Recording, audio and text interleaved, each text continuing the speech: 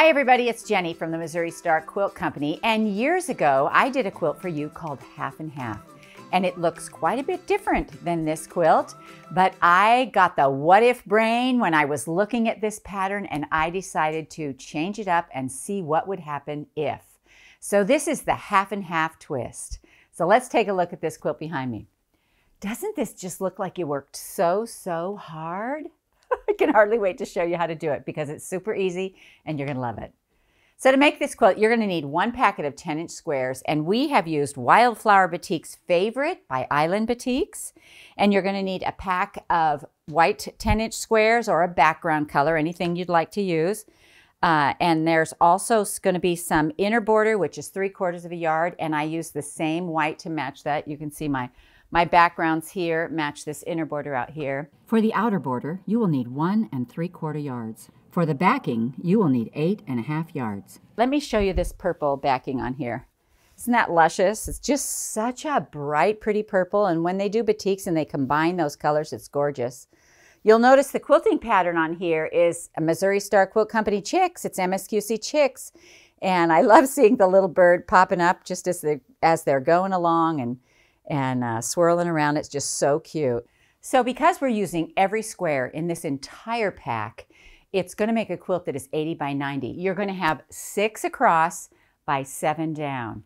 And so it just makes a beautiful project. So the other thing that will be really helpful is a squaring tool, because we're going to be squaring all these up, and I am using the Clearly Perfect Slotted Trimmer A.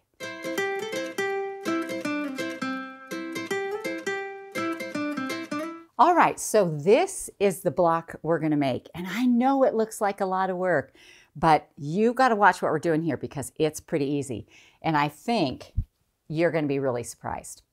Anyway, what we're going to do is we are going to take one block, and let's just choose this purple right off the top, right here, and you're going to take a matching background square, and we're going to put them together right sides. Now, luckily on a batik, both sides are right, and on a solid, both sides are right. So you can't make a mistake on this part for sure. And what we're going to do is we're going to lay these on here, right sides together. We're going to sew all the way around them, 1/4 inch, because we are looking to make 4 half square triangles out of this block.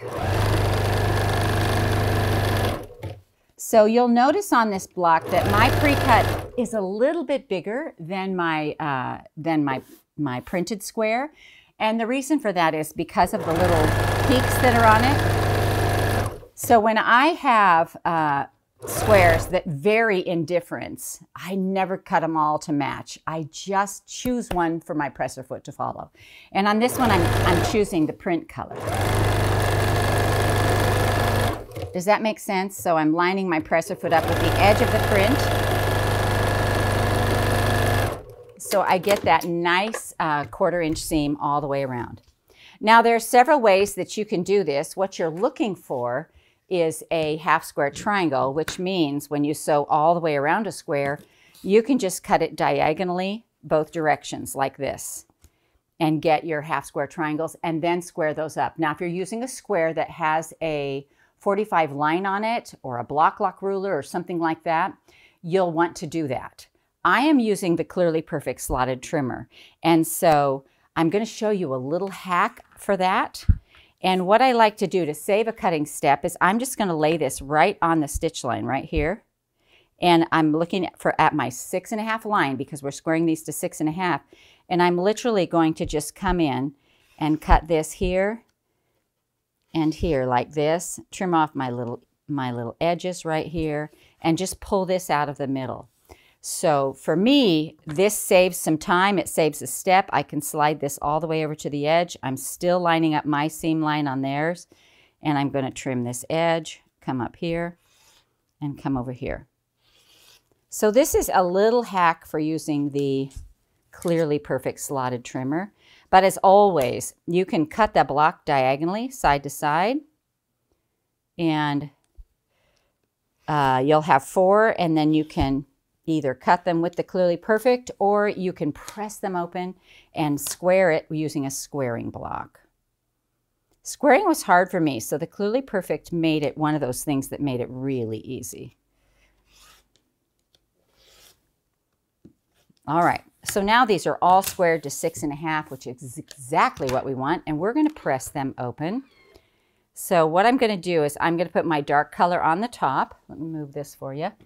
My dark color on the top, set the seam, roll this back. And we're going to do the same to all 4 of these, like this. And then we're just going to roll that top back. And some of you who have been watching me for a while are going, look, she's setting seams again. Yeah, sometimes that's a step I skip for sure. All right, so now we have blocks that are 6.5, and let's just measure to be sure. So we've got 6.5 by 6.5. All right, so what we're going to do now, this is where the magic comes in. We're going to take these 6.5-inch triangles and we're going to cut them in half both directions. So half of 6.5 is 3.25. So we're going to lay our ruler on the 3.25. We're lining up right here along this edge, and I'm going to cut this. Oh, wait, first, let's go back a minute. You need to make sure that all of your half square triangles are set the same way when you cut them.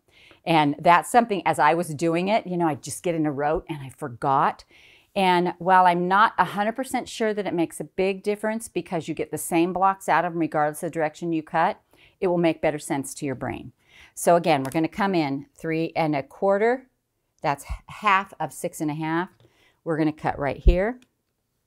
And we're going to cut right here like this, 3.25. Like this. And then you have this block that looks like this. And this is all we're going to do. Watch this. We're going to take these 2 big blocks and we're going to swap them. And look at the block you get. How cool is that? All right, so I'm going to put this over here like this, and I'm going to cut all the rest of mine. And I'll show you another hack for how I sew these together that makes it really easy. All right, so we're going to go ahead and cut all of these. 3.25 by 3.25, and we've made this little complex block right here. And so I'm just going to stack them up on the blocks that look just like them. Now, when you make a pile like this and you get ready to sew your whole block together, this is super helpful because they're all in the right places, all going the right direction, and we're going to sew these together. So we're going to sew these 2 together and then these 2 together, and that's going to make a block. And this makes the you know, the rote sewing, the chain piecing, it just makes it just goes together so nice. So this is from the top stack, and then this is from the bottom stack. And then I will show you how the block comes out so that you can see it before I go on and chain piece the rest. So now these 2 are ready right here. If we open them up, they should look like the block that we laid out. And what you want to check is that your white is in one corner opposite the purples, your purple is in the other corner opposite the whites, and that your 2 half square triangles are pointing the same direction. So we're going to go ahead and put this together and sew it down, and we will have made our first block, our first unit of this big block. So I'm going to start sewing, then I'm going to match up my middle, and we're going to go ahead and put this one over here. This one's done. And now we're going to rote sew the rest of these together, which means I'm just going to grab the 2 top ones right here. Let's see if I can get a hold of that. And put them together.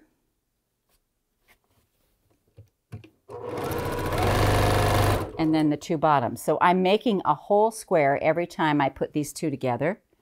Whoopsie, I have an extra. And I'm just going to go ahead and sew them like this. And then I'll attach the next one. And so I'll know that every 2 blocks, I'll have some, you know, a little bit of thread in between, and it will make my full block. Now, if you get mixed up and you do the whole tops and all the bottoms, you can just sort it out. It'll work. But this makes it so easy.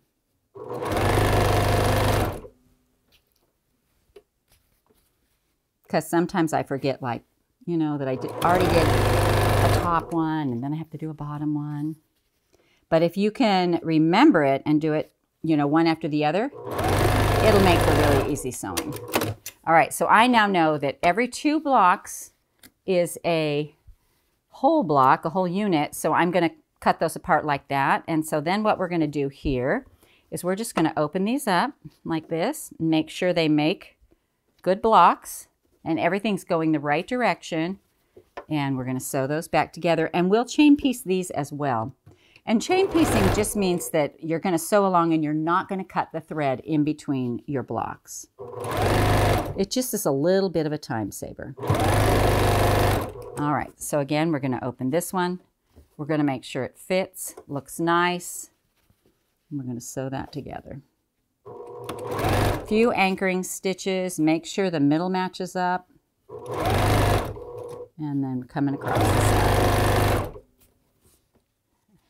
And the third one, check it and sew it. It's always easier to check it first.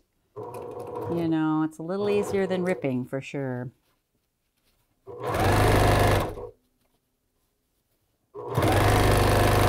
All right, so now we have 4 finished units, just like this.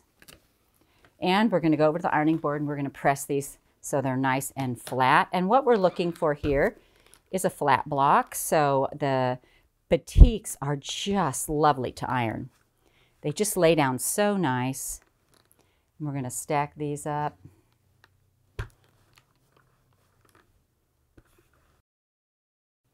All right, so as you're pressing them and stacking them up, you'll see right away if they're all going the right direction. All right, so now we have 4 blocks that are identical, and we're going to put them together, and we're going to use these big blocks as our guide. So we're going to put them together so that this patch works. It makes a 4 patch in the center, and it's opposite colors.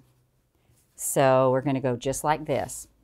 And it makes a block that's just like that. And it just looks like you worked so hard and you just did not. So we're going to sew these together. We're going to lay these on top of each other. Again, we'll chain piece the top to the bottom. And I'm going to start with my little anchoring stitch. Then I'm going to make sure my middle matches up.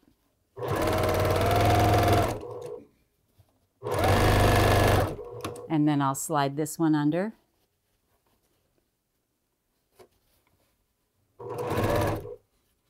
Make sure my middle matches up.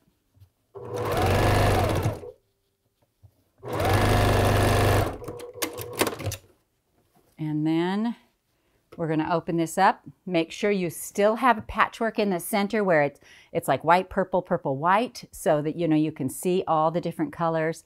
Even your triangles are half and half, if you will, the half and half twist. All right, so you just want to match up at every little junction. Keeps your block all nice and lined up. And there's a little bit of bias on here, so it gives you some play, which is nice. I like a little bit of bias. But you don't want to stretch that too far. And that's where as you go along and you make sure that you're right on at each of these little spaces, then it will help your block stay nice and square. Look at that. Look how pretty that is. All right, let me iron this. And then I will show you how it fits in the quilt. So this is such a fun block to make and so easy and a great way to wow your friends. You know, a lot of them are like, you did that? And you can be like, yes, I did. All right, so here's the block right here. We'll start up here in this corner, just like this. Now, when I get ready to add the next block, you can see that it's already ready. It's just going to go like this. And you're going to put them in just like this all the way across. They stay the same. They don't turn. Now, think what would happen if they turned. I mean, that's the what if factor of this block. So this one is going to go together just like this. It makes a beautiful block. You're going to make all 42 of these. Now, when I laid these out, I wanted to try that beautiful rainbow effect, you know, where it goes from color to color to color. And you really want to lay out the whole thing when you do this, because sometimes, like, we don't have a ton of these dark purples over here, and just try them out in different places and see how they're going to look. What makes best sense to your mind? How does the flow go?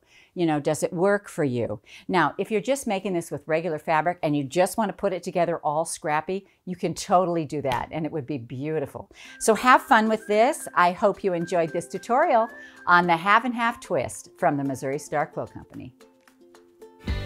Hey everybody! Every week I give you a new idea and we are almost 1 million quilters strong. So join us every Friday for a new tutorial, and if you haven't clicked or subscribed, make sure you do that today. See you on Friday.